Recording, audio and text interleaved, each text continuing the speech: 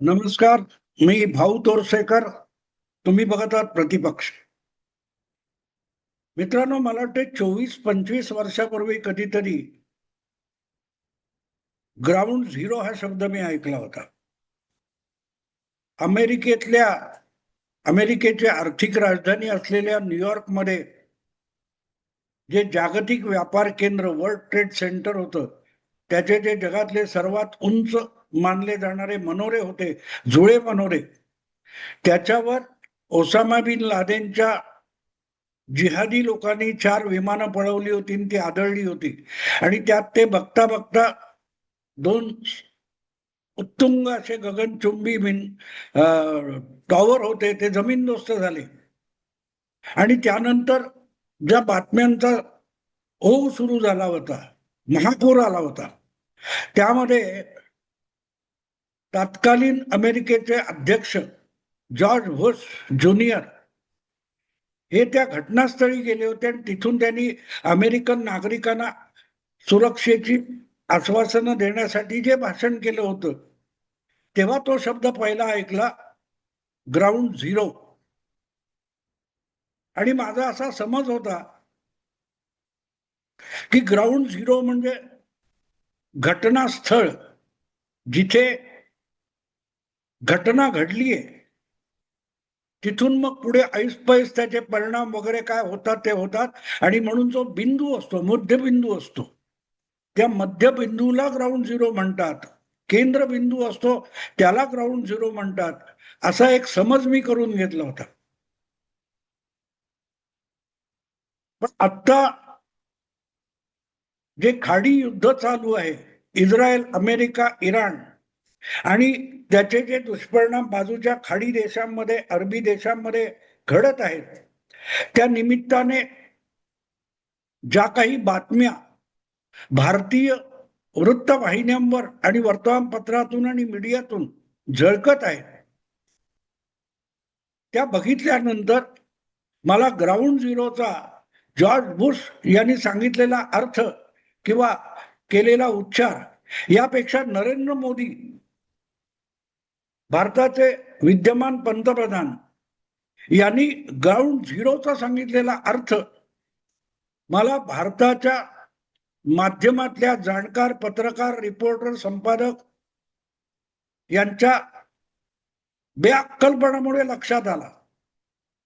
मला वाटते 4-5 वर्षापूर्वीची गोष्ट असेल. राहुल गांधी किंवा त्यांच्या नेतृत्वाखालच्या काँग्रेसने आपलं अस्तित्व किती गमावलेलं आहे, आपली ओळख किती पुसून टाकलेली आहे, याविषयी बोलताना संसदेमध्ये नरेंद्र मोदींनी एक उर्दू हिंदी शायर, कवी दुष्यंत कुमार यांच्या 2 ओळी सांगितल्या होत्या. तेरे पाव के नीचे जमीन नहीं, तेरे पाव के नीचे जमीन नहीं, कमाल ये है कि तुझे उस पर भी यकीन नहीं. याचा अर्थ ग्राउंड झिरो. तू जे बोलतोयस, तू जे वागतोयस, तू जे करतोयस, त्याला कुठलाही आधार नाही. तू कुठल्याही जमिनीवर नाहीस. तू अधांतरी मूर्खासारखी बडबड करतोयस, असा या काव्य पंक्तींचा अर्थ आहे. तेरे पैरों के नीचे, तेरे पाव के नीचे जमीन नहीं, लेकिन कमाल ये है की तुझे उस पर भी यकीन नहीं. राहुल गांधी ज्या प्रकारचं राजकारण करतात, ज्या प्रकारचे आरोप करतात, ज्या प्रकारची भाषणं करतात, ज्या प्रकारचं राजकारण करतात, त्याला कुठलाही आधार नसतो. इतकं अधांतरी असतं की ते जी वर्णनं करत असतात, जे आरोप करत असतात, त्यामध्ये काडी मात्र तथ्य नसतं, जमीन नसते, ग्राउंड झिरो. हळूहळू करत राहुल गांधींच्या बातम्या दाखवता दाखवता आणि शक्य तितकं त्यांचं कोड कौतुक करता करता संपूर्ण भारतीय मीडिया हा दुष्यंत कुमारच्या त्या ग्राउंड झिरो अवस्थेमध्ये गेलेला आहे.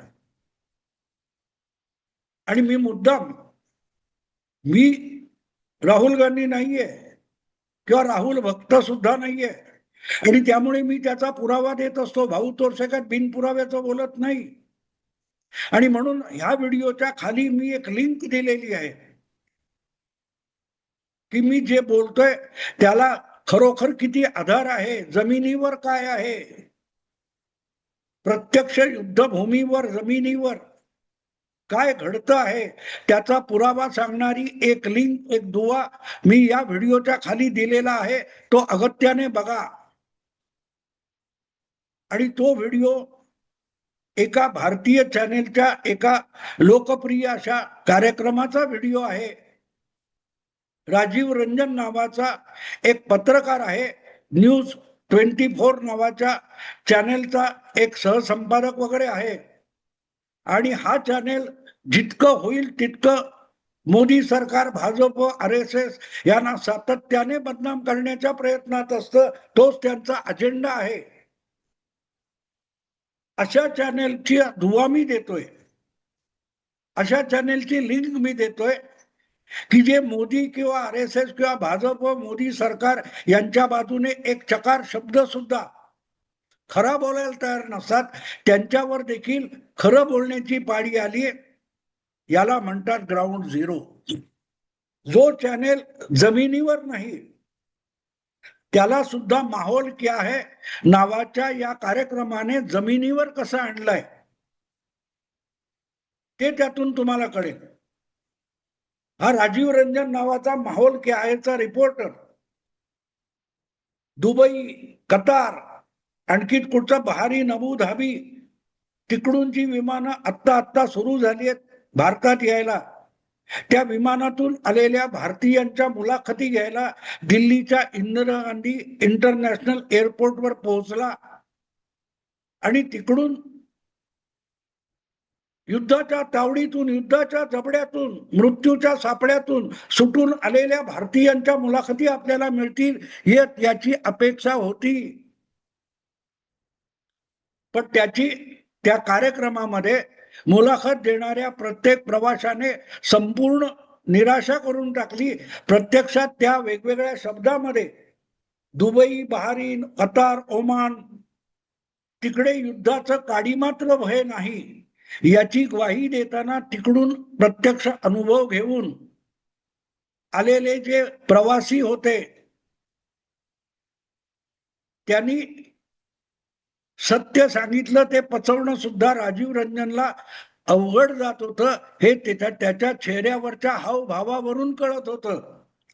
त्याला प्रश्न सुचत नव्हते की मोदी सरकारने आमच्याकडे लक्ष दिलं नाही, मोदी सरकारने आम्हाला वाऱ्यावर सोडलं, आम्ही इतके कसे बसे जीव वाचून, जीव मुठीत धरून भारतात परतलो.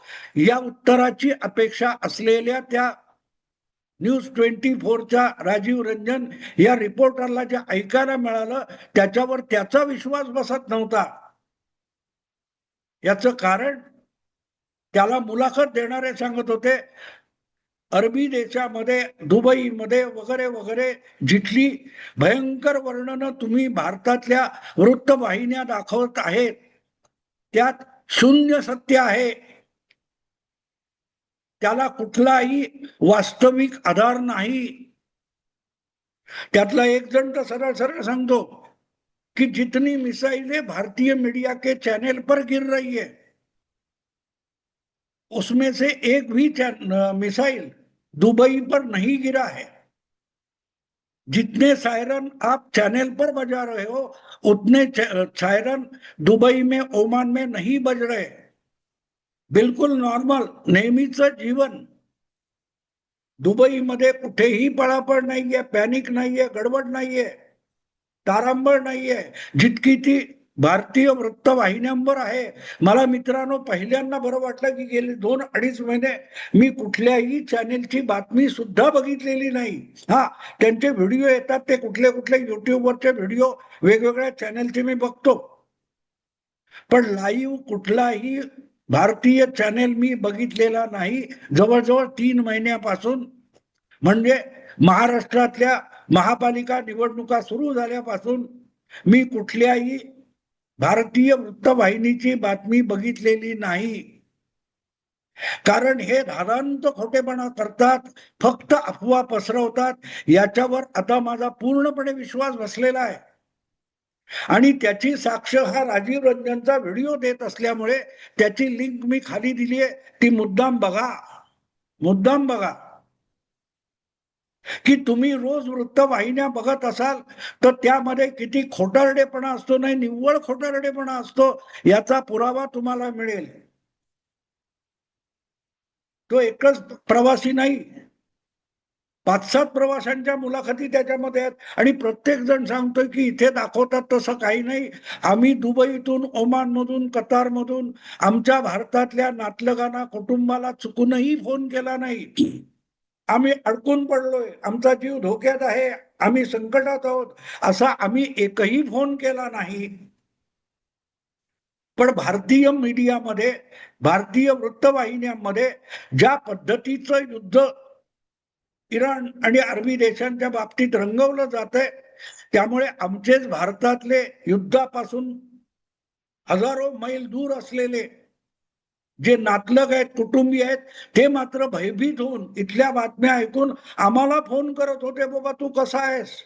आणि आम्ही जेव्हा सांगत होतो की आम्ही निश्चिंत आहोत, मजेत आहोत, ते आमच्या भारतातल्या नातलगांना पटत नव्हतं. म्हणजे युद्धभूमीवरचा अनुभव हा सुखद आहे आणि युद्धभूमी पलीकडचं बातम्यांमधलं युद्ध हे इतकं भयंकर आहे की कदाचित त्या बातम्या ऐकूनच एखाद्याचा जीव जाईल, मिसाईल पडायची गरजच नाहीये.